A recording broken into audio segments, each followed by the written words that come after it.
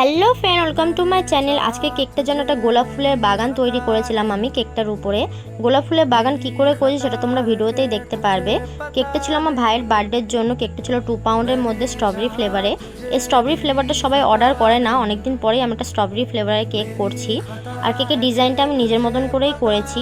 কেকটা আমি ক্রাম কোটিং করে তাও হোয়াইট কালারের ক্রিম দিয়ে ফাইনাল কোটিং করে নিয়েছি। তারপর আমি আরেকটা লেয়ার দিয়ে দিচ্ছি গ্রিন কালারের ক্রিম দিয়ে। এবার আমি স্ক্যাপার দিয়ে সমানও করে নেবো। তারপর আমি একটা জিগজ্যাগ স্ক্যাপার দিয়ে ডিজাইন মতন করে দিচ্ছি। এবার আমি উপরে একটু গ্রিন কালার দিয়ে প্যালেট নাইফ দিয়ে সমান করে নেবো।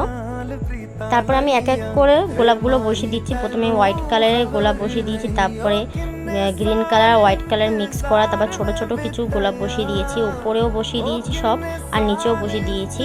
এতগুলো গোলাপ বসানোর পরে সত্যিই মনে হচ্ছিলো যেন একটা গোলাপ ফুলের বাগান। সুন্দর লাগছিল, কিন্তু একটু অন্যরকম লাগছিল কেকটা।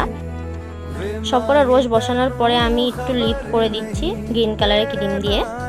এরপর আমি কিছু সুগার বল আর স্প্রিঙ্কেল দিয়ে দেবো কেকের উপরে।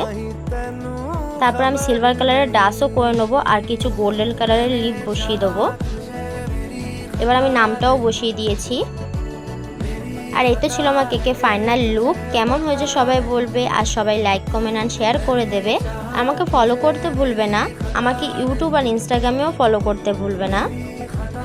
Thank you for watching.